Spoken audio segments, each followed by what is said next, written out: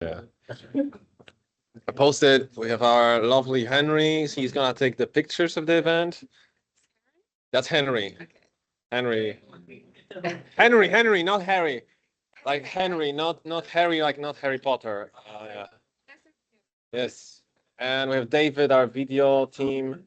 So yeah, that's pretty good. Wow, nice. We got 7 people online.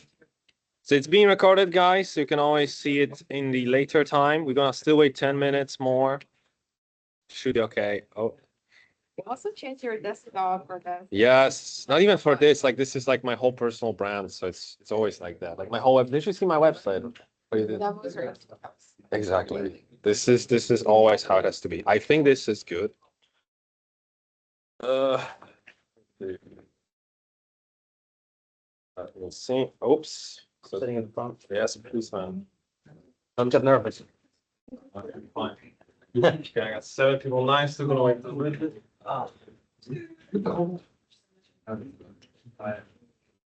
Look. Yeah. You're always in the film, but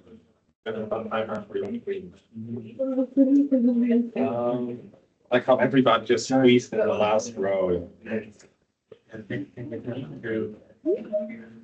Guys, can you sit a little bit closer? Just please, for our paparazzi, we need a bit. Oh no. Yeah, like in the front. Yeah. Don't be shy. We don't like guys.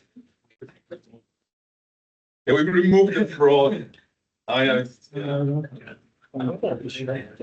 Sure. Against by line. Hi, my name is So. So. Nice. Nice to meet you. Where are you from? Originally from South Korea. But my mother's Argentine. Nice to have you, UJ. Are you friends with friends of Korea? So session is recorded. From another friend, so it's a friend of. I'm gonna show myself here for the minute to you guys. Hi guys, it's great to have you here online. Pity I'm not gonna be camera on because my laptop is behind me due to the short cable. But there'll be pictures shared afterwards, and I'm recording the whole session. And I think you should hear me pretty well. So it should be okay. So yeah. For the graduation research and all. Yeah, I did that as well. But finding a internship was kind of a headache, especially graduation internship. Because my head is expensive. Yeah, it's all networking. Trust me, you need to know a lot of people if you want to go into a good company. Start networking. A lot of hidden jobs, the hidden stock markets. It's all networking. It's all people that know each other. That's how you get into the field. Because if you look at LinkedIn, you are looking for a junior job, you won't find them. So it's a lot of networking. Go to a lot of events. Maybe try to meet new people. But that's the way to break through. Maybe that's actually realistic advice. That's a realistic advice, because the market is, it's not easy. Write it down. Write it down. It's not easy. When UX bring into UX, it's not easy. It's you're doing it on hard mode. Yeah, it's hard now.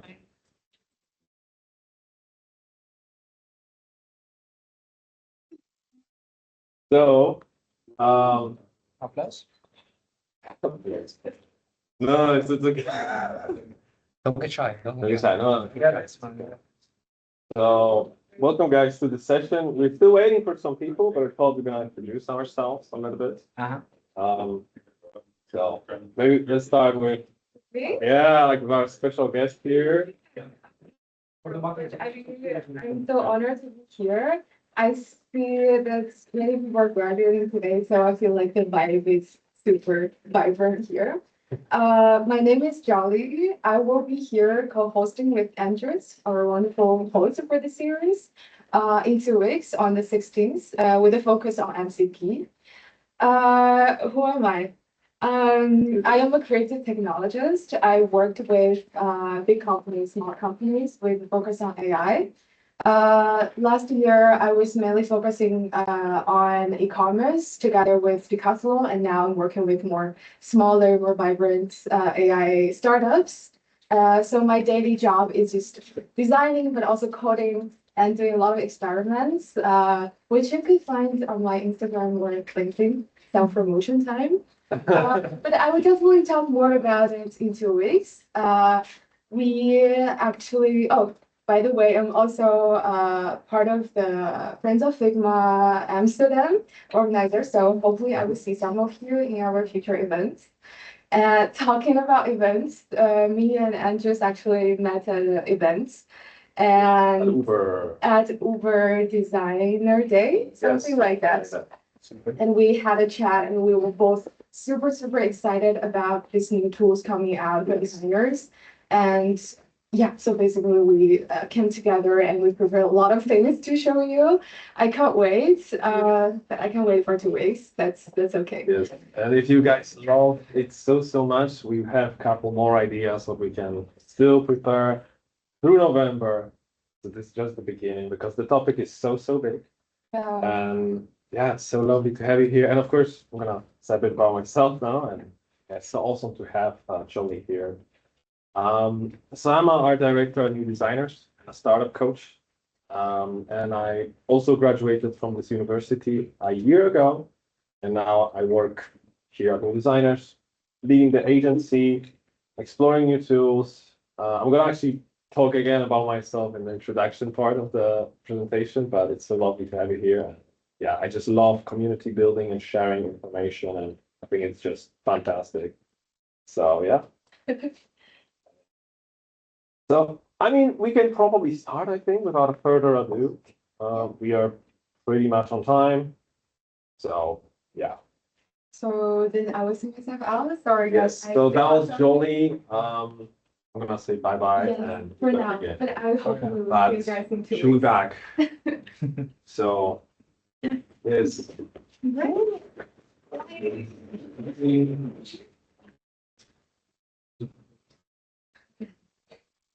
What company did you?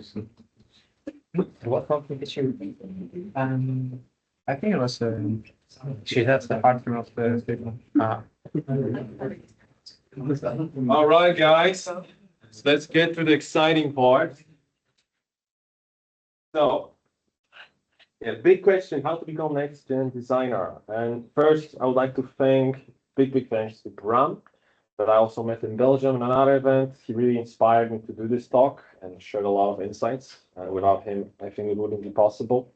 So great to him for that. So a little bit about me. I'm a next gen designer in The Hague.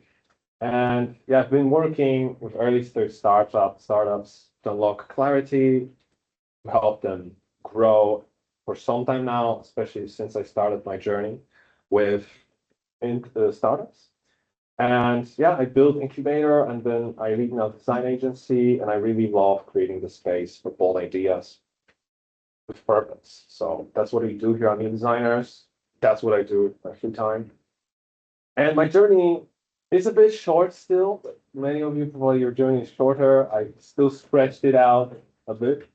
But just like many of you, and as I mentioned with Jolie, I started also here at TUAS not so long time ago and graduated.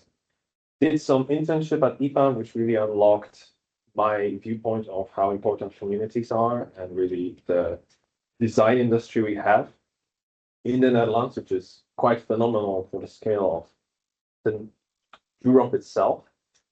And since 2023, as intern first, part-timer, I joined New Designers. Now I lead with our wonderful tech lead, Wouter there in the background. And yeah, it's really great time.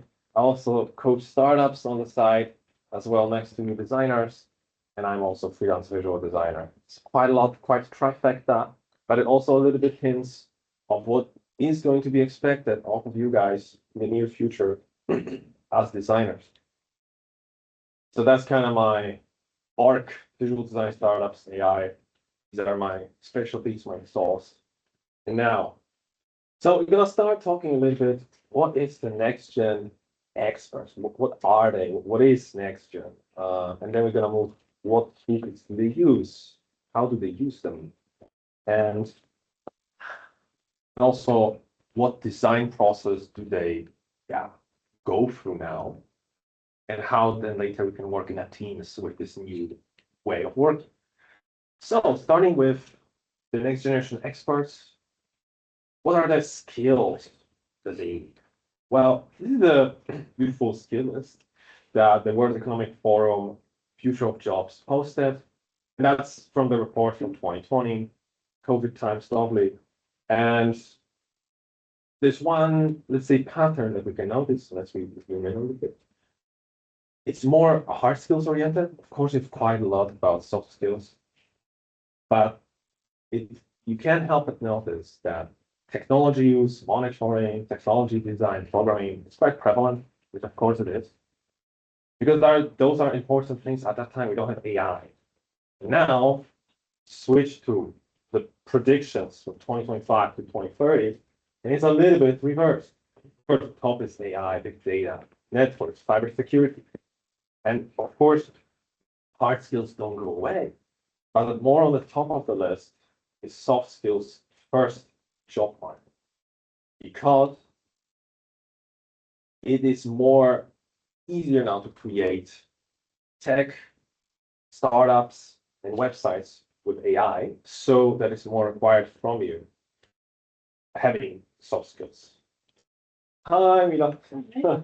So it's more required from you to have soft skills. So collaboration with your teammates. So it's more required to lead, and lifelong learning, I think, is really, really quite important one. If you really want to be relevant in this industry, or you just really have to leave it and breathe it, the design, wear it on you, be excited about it, be passionate. And actually, I'm going to pull out one quote from my friend that I just saved before this meeting that really encapsulates, I think, what we should all do.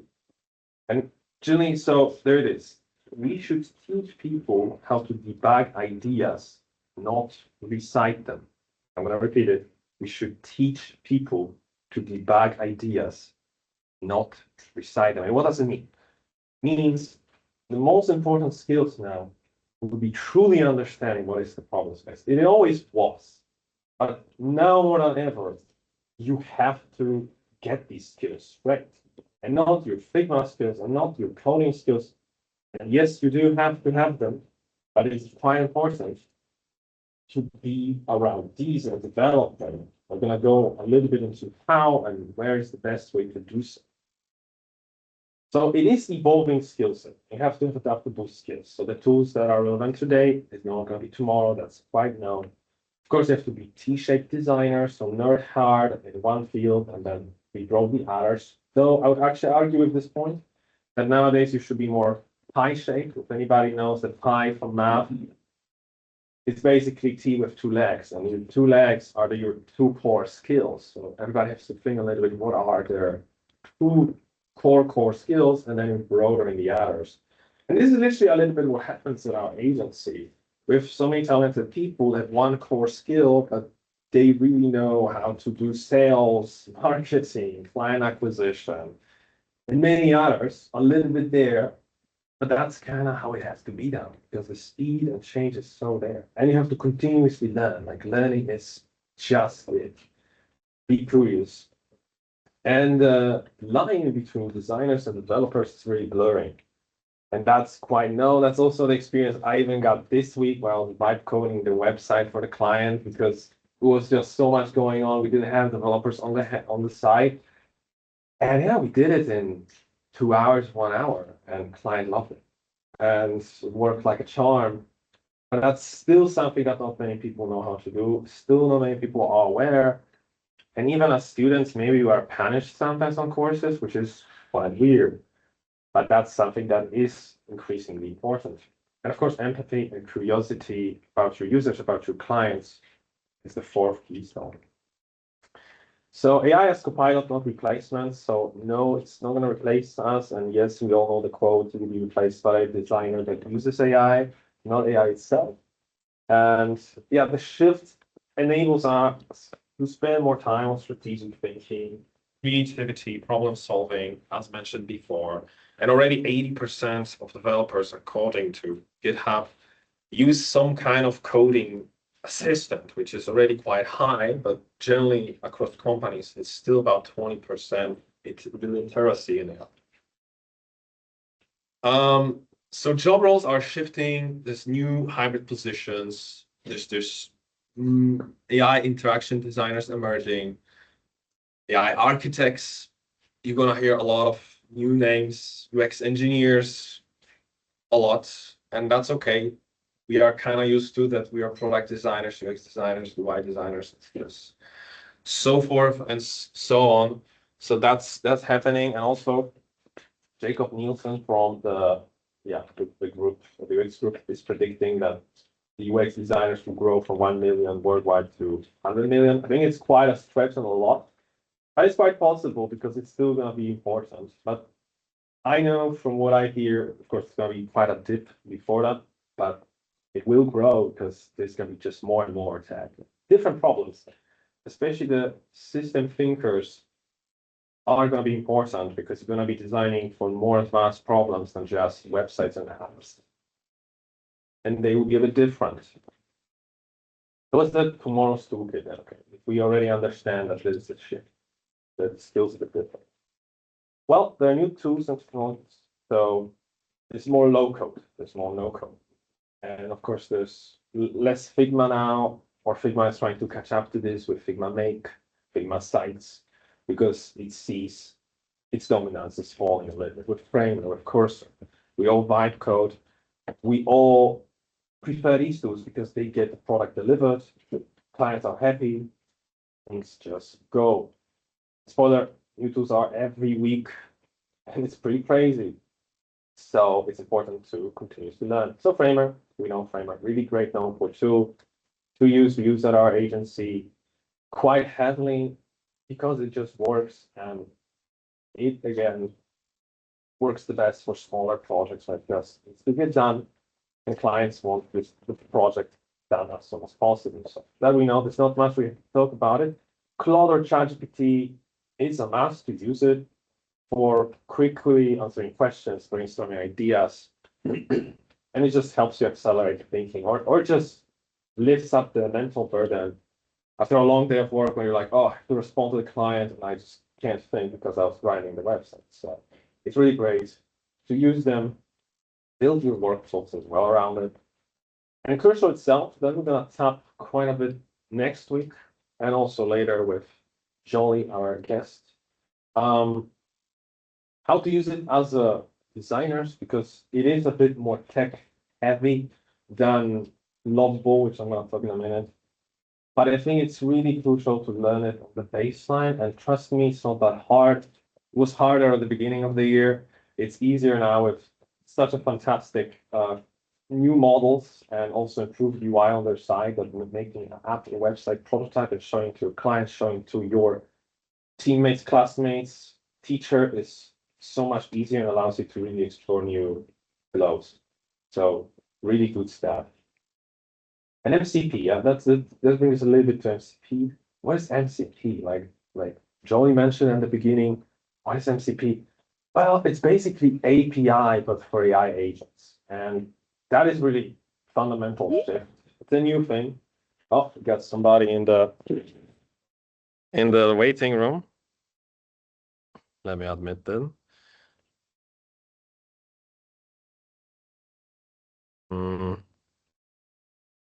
Yeah, we close that. So yeah, so it is a fundamental shift, and it was developed by Anthropic earlier last year or so. It really streamlines the connections and automating things. Automating things between the tools. So it's AI to tool interface, just like APIs, but for AI.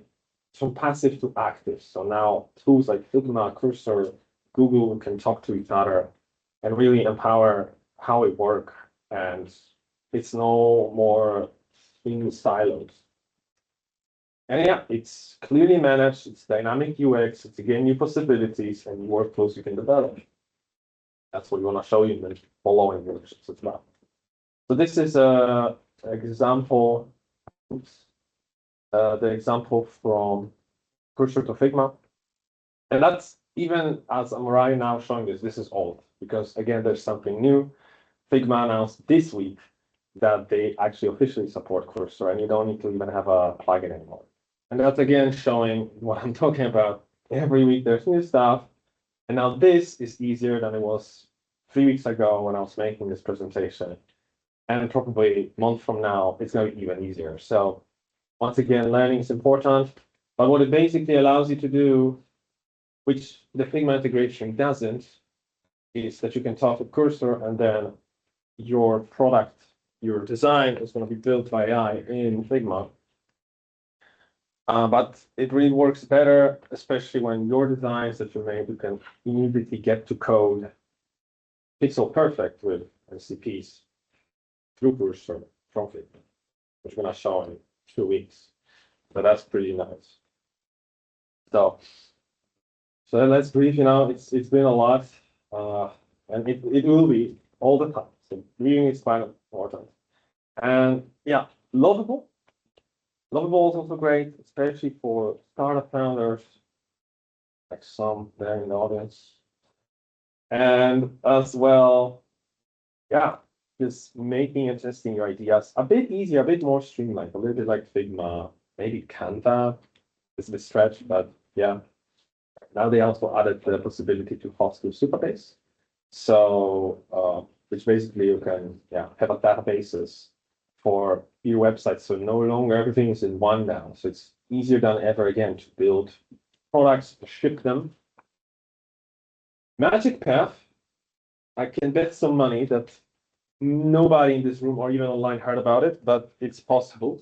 Yeah, you heard about it, but you don't count. You don't count because I don't like it. Okay, so one from audience they did, so I lost some bet, but yeah, it's a new tool. It's a little bit like Figma. It allows you to branch out and test some flows. And I think the most interesting part though I like is the more fluid design system they try to sell as well with it. Because yeah, I think for a long time, the design systems we use right now, they live in Figma and they, when we need to make something new, we have to disconnect, we have to talk to developers, and it's not fluid. But with this system, you can prototype new ways, and it always is synced with the code base, and basically it never is disconnected, and it just lives there. Maybe I'm not explaining it's the best, but please check out Magic Path, guys. It's really interesting tool. Though you not may all like it because it has some caveats, but it's definitely something to keep on the radar. And then like for all these tools, the most important thing to keep on the radar is the patterns. Patterns like fluid design system that is more living and breathing across the code and design at the same time, or certain patterns, because they will be cascading to more popular design tools or to the things you design. Manus, yes, we heard about it. I haven't used it personally. It allows you to automate quite a lot of tasks that you do and plan a lot of things. Actually, less design tool, entering a little bit into automations, especially with N8A. This is one idea we have for fourth workshop. If you guys really, really like all that, in November, we can do one about automations because with our agency right now, we are slowly going to start experimenting this month with automations, and not only for design but actually more for the operational side, so offers, client acquisition, and automating the boring stuff. So I think this really opens up a lot of ideas, and for you guys you can really make cool tools for yourself, like Jolie that actually is not here today anymore, but she made really cool thing. She has her journal, and the data from her journal in Notion is always pulled through AI agent and makes a newsletter automatically. And it's always sent every Monday to her based on the HTML structure that she put for the newsletter. And it's beautiful, it's simple, and it just works. And this can be for your company also newsletter every month. And you don't even have to design it because it uses the components and made it, and it just works. So it's just another layer you can do. Okay, so we got the tools, we got the mindset. So what's the process to make with it the new thing? So, all right, let's stop. Let's start with the basics. And that's something I think I struggle for a lot of time, like unblocking your creative flow. Like, how can I sometimes make something and not judge myself for it? And I think this is quite important because this is from the video I watched some time ago on YouTube from Matthew and Sina. I'm gonna actually share the link to you online people and also to you guys to the presentations. You can actually click on the link. But what we talked about, which I really found interesting, is the many times we think we do the work, but we also create something at the same time in our brain and we criticize it. Like, oh, this one is too big. Oh, this one is like this. I don't think the client will like it. But what about if we tone it down and we just do the creative flow, a little bit messy, maybe the page is not organized. And then just like with our colleagues, because we do it very well, we sit down and we're like, oh, this you could have done like this, oh, this you could have done like that. What about we do it just with ourselves? We have a space, we book at the end of the day or after lunch or something, and we're like asking ourselves questions. How can I have done it better? What areas can be refined and things like that. Maybe for some of you it's obvious, but for me, maybe for some others, I really struggle with this. So that was something realization, especially in this flow with AI, it's going to be much, much important to zoom back out and think about your output than get stuck in the momentum. So going back to the main point.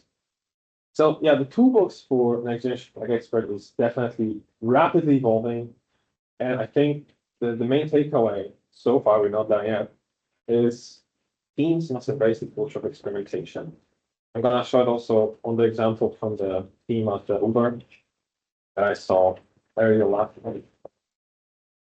Having a special moments with your team, maybe once a week, 10% of the working hours, experimenting with the new tools, either for some project, accept the project will go slower, use the tools, because this really is important. Or even if you do class project, experiment, because it will be always the new ones and you will learn something. And yeah, and this is just the only way now. Like they have to be dedicated experimentation time because there's no more one tool to rule them all. And yeah, the evolution. So the timeline a little bit, how we got here, what was before. So in 2015, well, I was in middle school, so I don't know how it was.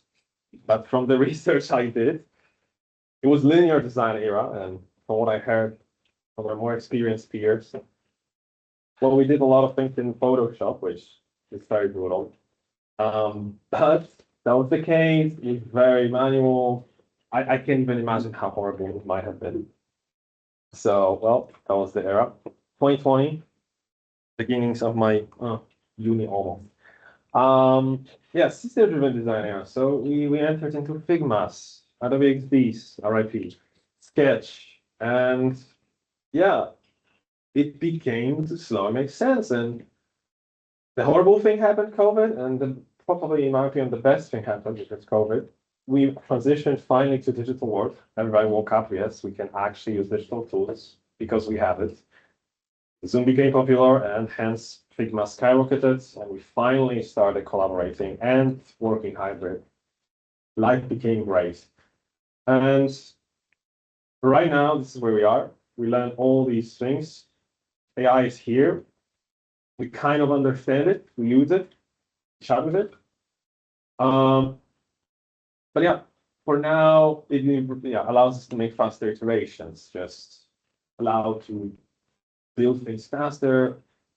It's hyper UX rather, but it's integrated, it's AI assisted as of today, but it's not yet truly where it can be in the next 5 years and beyond.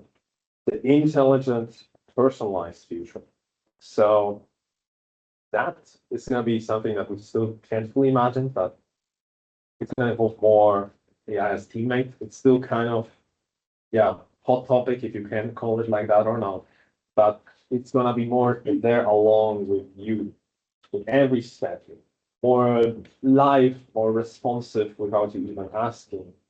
and it's gonna be more end to end, and yeah, it's gonna be much more data driven. So again, collecting the lessons we're doing now, saving inspiration, saving the way we work documentation, that is crucial because then that will teach it how we operate as a company. It's gonna be much more easier. To do so, opinion. So the misconception is that design is merely a mechanical repetitive process, and it feels sometimes like that, like we go every single time through a certain flow, and we use templates sometimes even. That doesn't mean that in reality we are exploring ideas, we are deep diving into human needs and solve complex problems. Yeah, it is very profound to say if we are selling websites for clients, but obviously beyond that, there are true problems of visibility, problems of founding the website for the company, and beyond that is people that, let's say, are deprived of a website that allows them to learn how to, yeah, how to live. Because for us, we have a lot of impact projects that focus on societal problems, like youth that never learns about money or are from poor families. So we could say, oh, we just sell websites, but in the end, we do solve real problems.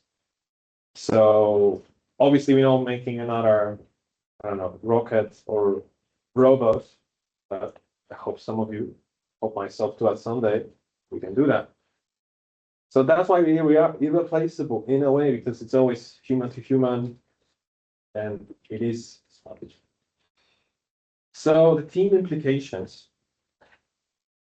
So when it comes to teams as the next gen IC tech expert, in my way explanation, what is IC like? It's individual contributor, very fancy word, basically meaning as just designer, not CEO, manager, whatever.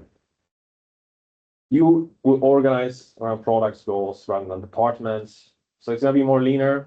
It's gonna be more, yeah, faster paced, which already it is, but I believe the agency's scale of depth, where it's across the world, I think they still might be, but way less, and it'll be really the explosion of small studios of like 5 people, maybe less, and a lot of like billion-dollar companies just from like 2 people and solving tiny solution. That's not even my words. These are words from, again, the research I did. And I truly believe that. So AI infused team collaboration. So as I mentioned, AI as a team going through the flows, enhanced decision making. So in real life data, problem solving and note taking. So I think we should actually encourage, like I'm already doing that a lot on all the meetings, taking notes of AI, because just it can't, it might be too much, or AI assisted, because obviously you take it yourself, but you will miss some points. So I think it's really quite crucial to have some layer to it. And knowledge bridging, so again, learning, expertise. So moments like these, organizing workshops, it's quite important. Having the practice rounds like that. So yeah, allowed to say playbooks. So let's say a knowledge base for how we use AI across company. That's also something I want to develop actually. Yeah, and of course human oversight, culture of openness and experimentation. I think is very crucial. Like, so things like that. So if I run agency today, which I do, that's the question. Definitely, there should be more design exploration, should be more automated UI optimization, and definitely assisted workflows and productizing internal tools. I think that's pretty cool. They should productize it so it's easy to deploy across the company and across the departments and easy to onboard new people. That's so important, especially for us. That is a crucial part. How can we do that so people join in a week and they already know who we are, how we function, what we do. So for students here, that's also even useful for your products, for your projects in the future. So a little bit now for the last examples of like ideas of, say, what you can offer. So AI-driven services, like as a, yeah, as agency, what will be the deliverables in the future, which, yeah, it can be creating AI optimized programs. So a subscription model. Some probably of you heard about DesignJoy or companies like that. Probably many not, because not everybody wants to start an agency or just freelance like that. But basically, you pay a fee and you get redesign. And many times it's template based, but basically that can be one way to have a funnel for your agency, for your services. One example that I'm a big fan of, not biased at all, is from SiteLane, which is my dearest friend and mentor, big fan of both. Company. And yeah, I think he does this phenomenally. Please check it out. He is doing quite well with literally, and that's like what is being done is literally the essence what I said. Full focus strategy and the rest of building 90% AI. Of course, it's 20 years of experience in what he's doing, but that's basically what's going to be. You're becoming AI orchestrator and the real brains and understanding what it is to be human, what your real customer wants, and then you charge per month. I can explain a bit more later in the FAQ about it. Another one is developing custom AI solutions, so like launching smart UX solutions or package design. So that's also what we thought about our agency. Like there are people that just don't know how to use AI, or many small, medium-sized businesses, and they would like to implement it in some way.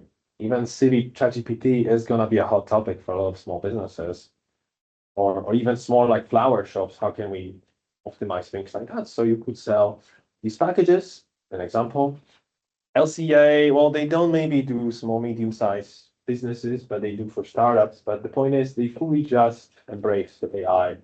That's it. Design for AI. And they have their playbook, they have their resources, and they just focus on this, and they're experts on this. So if anybody wants something with AI, they are to go. And it's not sponsored, but I'm just generally saying that it's a great example how it works, how you can position yourself in the company. Another one, of course, is expanding to no-code solutions. So that's becoming quite popular. Kramer, Webflow services, for a lot of freelancers. This is the way to go because it's just faster for startups to get out of the door. I think part of that package can be also vibe coding the things. Again, less promotion. I can do that. So if you really need help with something for early stage startup, getting your abstract idea into ready, simple experience, reach out to me. But again, for many of us, this can be like that. Lastly, productizing your expertise. So developing a design ops toolkit. So as the same thing, but reusable template design system frameworks for client use. Again, selling, let's say, the product types, things you did at your company to your clients that can tie up to any of the ones I mentioned before, which again, I think is really cool. So, and the mention of the 10% innovation program. So 10% of the time, the agency, please, even 5%. I was thinking to do that here, like one afternoon, just fully experimentation with AI, whatever, silly times. And I think that could be really, really, really important because you might discover new workflows, new tools that just you didn't know about. So that's really, really, really good.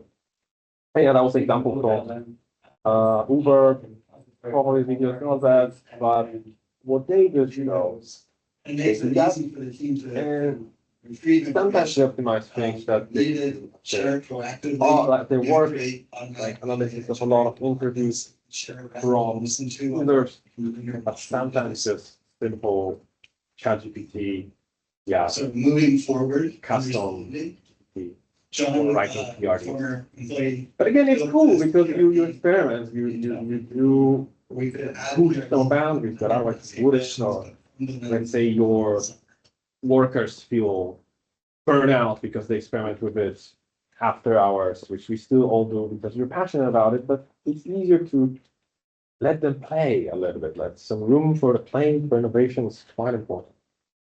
So, in conclusion, next to tech expert is the mindset and a soft skills. So that's again quite important. Again, it's human-centered values. It's the main part. And yeah, AI is the enabler, not the replacer. And clear intent is important.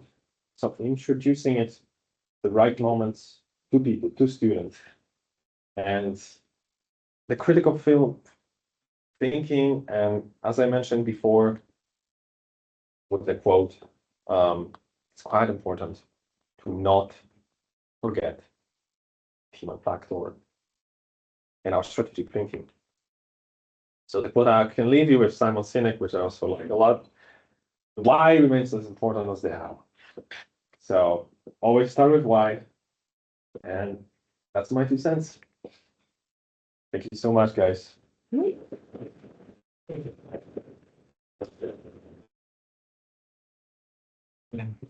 So it's time now for FAQ. Also to the people online, if you have questions, please let me know now. So raise your hand and then I'll see you guys. And for the people here, are there any questions? Or maybe conflicting opinions?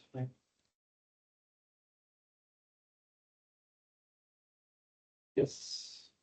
I mean, you said that still we increase UX designers, right? Yes.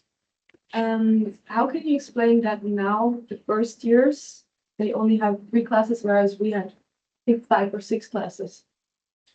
Yeah, because, well, this is according to Jacob Nielsen, and I think that's more has to come to their business. I don't believe maybe it's going to be 100 millions. But, well, there will be a dip. So we are right now in the dip, but it's already still going down because there's less juniors, because there's less internships, because everybody's in the boom that AI is just really solving the bottom line, which we did before juniors interns. But I can also send an article, also the group chat there, that really nicely explains that this will turn in about 2-3 years. And there will be boom again, kind of like in 2020, 21, because a lot of the seniors will go higher and a lot of the will just maybe retire, and then we'll have a gap. That's just kind of like a typical flow. And we are right now down, and a lot of people give up, and a lot of people will give up. But there will be needs. So the demand will be higher than the supply. That's probably obvious what's going to happen. So the people that will persist, to everybody here that thinks it's over, there's no money. Even right now, guys, you have no fucking idea how much there's opportunity. Sorry for the word. It is a lot. But again, you have to look outside of your peripheral vision. You have to go to places when they don't know what UX designer is, or they just heard it like a mystical creature. Like startup events with founders that are doing uncool things, but you can make them cool. You know, like just go and Google online, startup meetups, Amsterdam, Belgium, whatever. They will be more than happy to hear you can design like a website. So it is hard if we go into this like fully like agency world or corporate world. They want your experience 100%. And of course, Dutch language and things like that play a huge role. But locally here, yeah, I think there's still opportunities and it will be back. So upskilling right now, learning as much as we can is important. And yeah, you sort of have to accept now that it's a bit like, so I think it's gonna be better. So, yeah. Yes, man. Yeah, it's a big practical question about prototype and web development. Yeah. So for example, I can quite easily make a prototype using Lovable or Canva or Figma framework, but then what if I need really hard tech, like for example, like map in the website or QR code scanner for tracking some email, like those kind of tools which I cannot build by myself.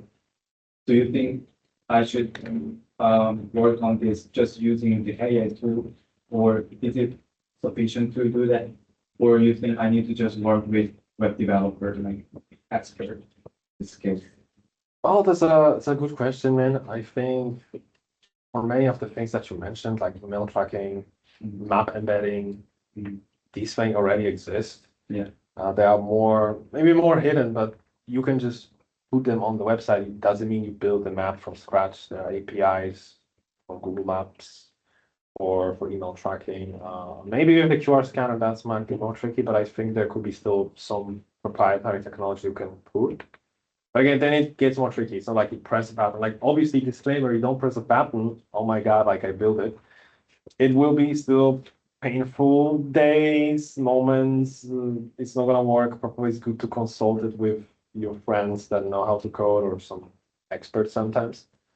But what it is good at is it's testing the MVPs. I still think what you mentioned, the things you can search up and experiment with. But before I press the publish button and actually show it to customers, I would still double check it with the experts if you don't have that expertise yourself. Because there were some stories on Twitter that people did that. Then there were leaks of data because the vibe coding tool didn't cover the API codes and things like that. And you wouldn't know that because you're not coder yourself. Now I think many of the models do know to do that, but even then, yeah. So, but I think it's possible. Yeah. So. Do you have any gaps in the agents right now that the AI is not doing? Anything that you have to do by yourself? The AI is just giving up. Oh, that's a good question. Well, definitely what we we don't like use a lot of AI in general. Like we try to be more AI. So I can say maybe what we do use AI for. It assists us a bit in coding in edge cases like that. It assists us with ideation in emails, writing offers, quite a repetitive tasks. Generally, it helps, but it's still they need oversight. Many times it's this mumbo jumbo. It just doesn't make any sense. Sometimes it helps definitely when we have trained models like new designers, custom GPT, or new developers, GPT. It understands our context. It's easier. That helps us. But of course, it cannot replace us for meetings. It cannot replace us for actually strategizing on a board. But I would like to have a day when it's like another teammate, maybe online, and it just sees some gaps we didn't see. So that would be nice. But I think still clients come to us because we're human and it's more as a system itself. But these tools can help a little bit to streamline certain things. So speed it up. But definitely AI is not good at accuracy still. I was getting there. I'm getting there. So the apps that I was experimenting with, like building, beginning of this year were bloated, too many lines of code. Now it's very nice code, fast, clear, and it's only going to get better. So that's why it's important to experiment. But yeah, there's still a lot of things we don't use AI for. I was trying to find it out. That's kind of the journey. Like we are finding it out. We have new goals like automations, how we can automate emails, maybe offers. But can it work really well? I don't know. But we'll find it out. It's definitely good to look at it. Yeah.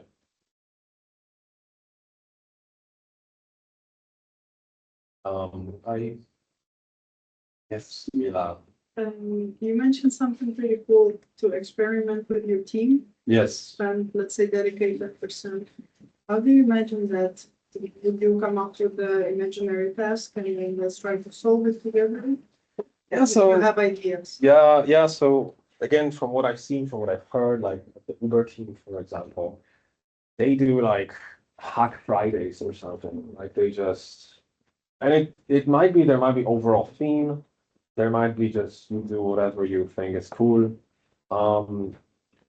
Also, it's nice that they then sometimes show it in the stand-ups. So generally, even if you build something over the weekend, they just show in the stand-ups. Oops. So I think, yeah, it's definitely a big part of it to do. So yeah, I think it's just promotes this culture of learning when somebody let's say doesn't know or yeah. But in my previous agency, well, it was pre-AI, where I did my internship, it was just stand-ups, but you had to share some inspiration research with them. Like you just had to do. So Inspiration. yeah, like you know, cool website with like illustrations or animations, and you know, they're like wow, you know, like it's a nice uplifting thing for Monday morning. Maybe a little bit corporate, also saying what color are you today, but that's another part. You know, but yes, that's what I saw so far. So we could, yeah. So yes. I have a like more personal curiosity in a way. That can be like a direct question to you. But since you mentioned about the data leaking, whenever the AI-powered agency is making some kind of website and they didn't really cover the API well in a way of the other expertise are doing. Since I feel like this generation or this kind of a theme of the trend of the AI is still growing, but we didn't really find a nice, amazing like some threshold, I'll say, to be like perfectly successful. Since we are like using a lot of AIs, do you think there's any other like expected or the required rules to the UX designer or any kind of like AI supplied designer to think about in a cybersecurity way? It's a good one. Let's say.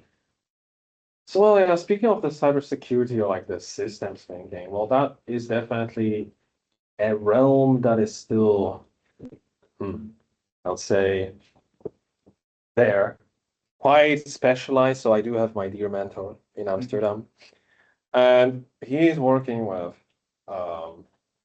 like oil refineries, things like that, and they are working how to implement AI from UX perspective across that. Like, what if we have thousands of miles of oil pipes and drills? Like, how do you have this as an interface that you can say, see that, oh, this pipe number 654 is leaking right now, or the pressure is too high.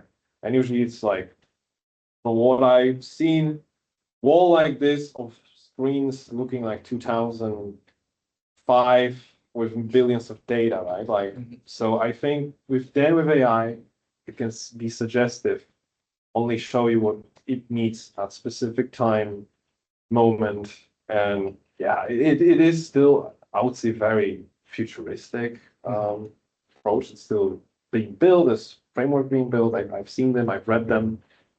It's very cool, but I think it's still coming, and for our day-to-day jobs like API leaking, I think that it still need to be, overseen by humans. But I think as it gets more accurate with every release, I think it's gonna be less and less needed to be like that.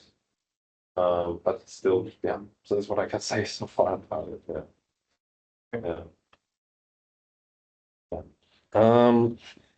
Let me check. Online people, I lost them. Are there any questions? Sorry, I'm here. UJ, do you have a question? Because I only can Yes. see you. Yes, I got some. I think maybe the second one is interesting to hear from you. Yeah. So, what do you notice that is something that changed on or within you as a designer, the most obvious one in the past 3 months? Because you said that everything changed so rapidly. So, just past 3 months, something you notice as a designer that really changed. Can be the mindset, your belief, your next focus, or some process. So yes, I think, I think for the last 3 months, I've been a little bit on personal self-discovery. So what I can say, and generally to everybody, this is also some idea I had for some time. How do we discover our voice as designers? Well, humans, but let's stick to designers. How do we stand out? And I really talked to some people, and I think that I had this realization over the course of these months, a little bit more, that it is so fundamental for us designers to understand really our values, like who we are, what do we stand for. Maybe it sounds a bit cheeky, but it really can allow you to stand out, to work with the clients you want to work.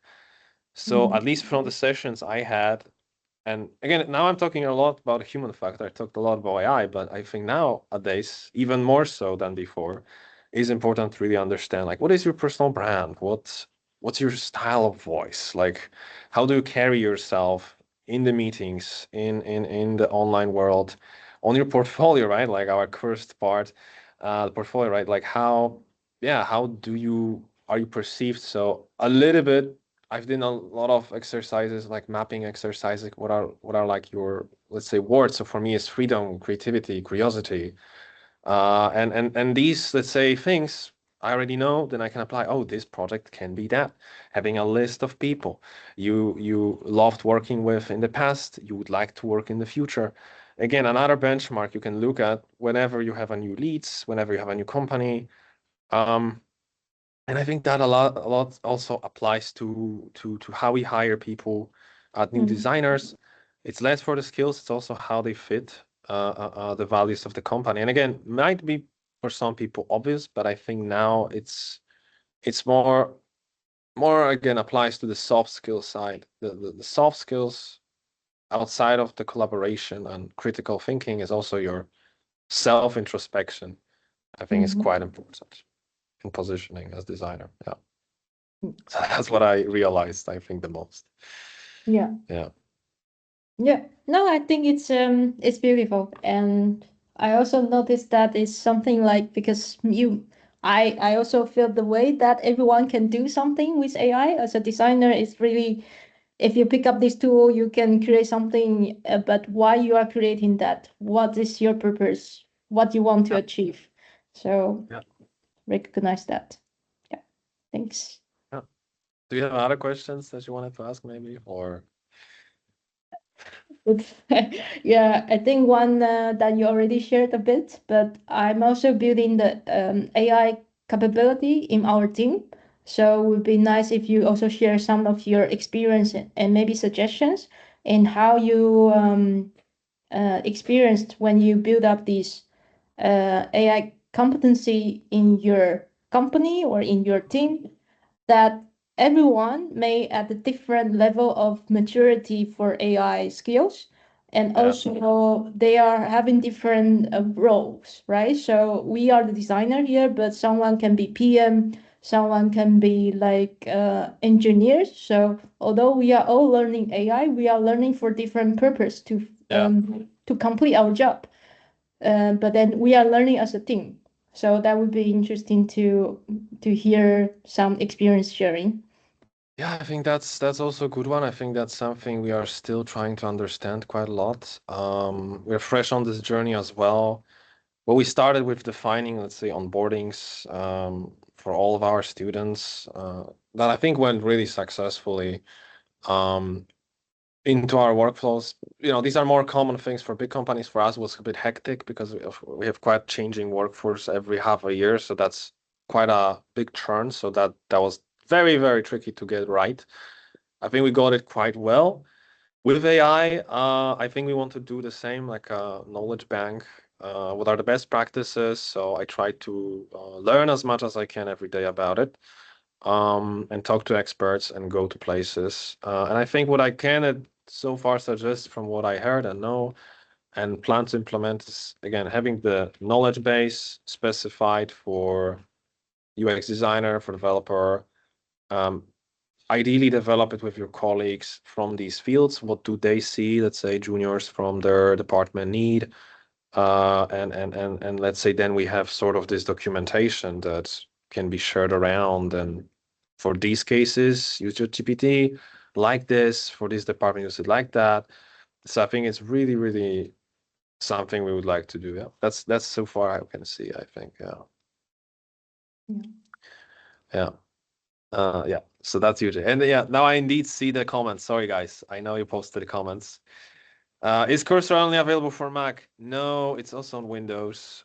Are you gonna share? Yes, I did share the link. I think it should work. Please let me know. What's your thoughts on the future of artists with AI? Oh, Isabel, I think you should have joined the talk I had this summer. Then I think you would know they are gonna do really, really well, and they're already doing great. Because there's a lot of technologies, especially like generative visuals that a lot of artists start to use on concerts, So for raves, for concerts, for exhibitions, that cannot be better time. I've seen some nice examples for, yeah, let's say infinite zooming into the artworks for opera in Belgium. Again, really insanely cool stuff. So I think it's gonna be really great. Again, if we're talking from this perspective, we're talking, I'm an illustrator today, what should I do? Well, I think there will be still quite a demand for human artwork even more. I think especially, I don't know if some people heard here about the Sora 2 launch. Yeah, so if you know, you know, it's Nightmare on two legs. So there will be more slop and more slop every year. The more I think you will be valuable as illustrator because there will be some intricacies you can't do with AI.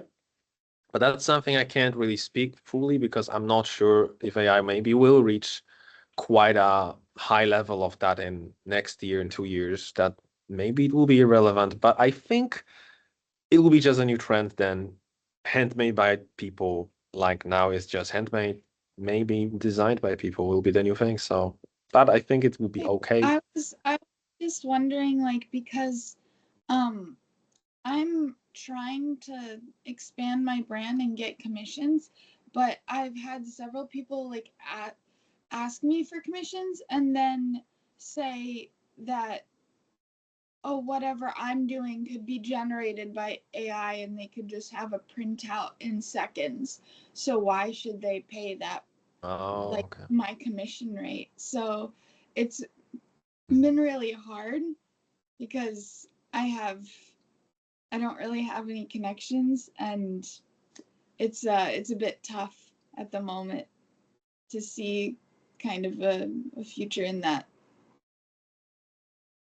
Well, I mean, it also depends like how do you sell yourself? Is because you're an illustrator like per like what kind of industry? I do semi-realistic like drawings with markers, and Okay. but I'm also an IDE, industrial design and engineering student, and with the how you sell yourself part, I've had several interviews with companies that for an internship, and I could never get an internship because they said my brand was not what they were looking for. They were looking for someone more mature. Mm. Well, from limited information I got about you, I think I can suggest that as I talk to UJ, I think really, I mean, I want to do a workshop about it too, so stay tuned, guys. Like how to really design your core as designer, like so you can stand out. I think I really got nice material that could help with that. So the people that actually will value you will actually understand the value in what you're doing. I think that is something crucial. Like for me, once I redeveloped it a bit, and it's still not perfect, it's better. On the other hand, what you're saying again, the the things you're doing, it also can be maybe connected to the amount of service you're providing. Maybe they just don't trust, like, I mean, you're doing marker illustrations, but okay, let's, for example, you're doing them for certain company and you just, maybe it's the way you're selling yourself. Maybe it's the way you're just saying, oh, I make you the illustrations, but they're like, okay, I don't care, AI can make it. But if you say, oh, I make you the strategy, that makes you the illustrations, or actually, I don't even sell you the illustrations. I sell you the better converting business with those visuals that happen to be your illustrations. I think the way So maybe you like position it. training an AI to draw like I draw. No, meaning if you want to do it yourself, you just say what benefit it brings them, you know, and expand your package beyond just the act of doing it, but you know, the act of thinking behind it. You sell them the vision, you sell them the story. Maybe you do the branding there. Maybe you're like, oh, I'm an illustrator now. Okay. Then you're gonna get replaced because that's it. But what about you sell the vision and you become a little bit like a branding kind of artist, you know, I like mean, you. I also do graphic Yeah. design, regular design, illustration. I do a lot of stuff. Yeah. It's my main problem is that I'm not sold as a particularly mature individual in interviews. well, yeah, it depends what they mean by that, but maybe years of experience, but then maybe, yeah, it's They difficult said to it was say. experience. It's funny. Yeah. You apply for like entry-level internships and then they say you need experience. Yeah, that it's a tough out there, right? But I don't know if you have, I don't know, do you live in Netherlands? Yeah, Um, Rotterdam. I'm going to attend the next workshops in person. I just couldn't today because I have work right after. oh, cool. Yeah, so definitely we can chat then. But I mean, I have nice examples here of my friends like just going with their CV and things to the companies and just applying like that. So I think the seeing you in person is much better. That's what I did for my internships, and yeah, it didn't work out, but I got the interviews and I got offers, but it wasn't what they were looking necessarily because the graduation internship is harder than just normal internship. But it was successful and was fun. So you can try that. I mean, in this era, I think you have to be really bold. I think that's another part. Be bold. Remind me, where did you do your internship? So I did in APAM Systems at Emakina. They acquired Emakina, was agency in Houthaven, Amsterdam. But that was prior to that. But when I was looking for a graduation internship, it was really hard. And I was going with CVs and saying, "Hi, I'm Andreas. I'm looking for internship." They say, "Oh no, because we're going bankrupt, and also we're not looking for internships or something like that." Sometimes, They of told course, you because we're going bankrupt? well, there was some like that for real. I think that don't exist anymore, but were big at that time. So, Wow. well, it was already post-COVID shift, 2022, 2023. All right. Um, Well, thank you for but answering. yeah, you're welcome, Isabel. I hope it helps a little bit. See you the next in person though. Yes. Designers. Okay, the last question I think I see. What do you think about designing for places where AI is really restricted for such jobs as government jobs? Um, yeah, about designing for places where AI is really restricted. Well, I think about restrictions, I think I can say a little bit is um, we experience them a lot at the university because we're agency, but we are a living organism of university. So, and there's a lot of restrictions. We have privacy officers chasing us for using Framer. We are, it is actually true. And it's, I don't know how, probably it's even worse in governmental. So you got needs 10 approvals. But from what I can say at university, it ideally should be European company. So to be honest, Figma is illegal to use officially. Like from that standpoint, right? But of course, everybody uses it, and our program wouldn't exist without it, or Miro. But so these are the limitations, but they, let's say, accept it because there's no other way. And with AI, as long as we say we don't, let's say, leak client data or things like that, or we don't embed them on big projects that are university-wide, it's okay to use. So my take for governmental, if it's for experimentation, if it's stated we are just experimenting, and maybe these sprints of like 10% to 5% experimentation time can prove to them that it is worthwhile implementing that particular tool long term, then maybe it's okay. And I think that's how we kind of gonna win with Framer as well, because we're proving it with small projects, with small implementation, that it is worth while. So that's my take.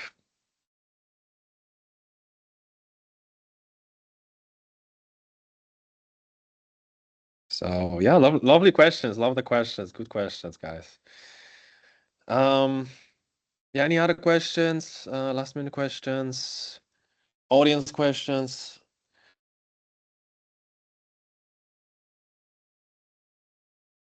And if not, that's gonna be it for today, guys. And we're gonna see you all either in person next week or online again. It was so lovely to have you online in person, such a crowd. So yes, thank you. Nice. Thank you. Thank you, guys.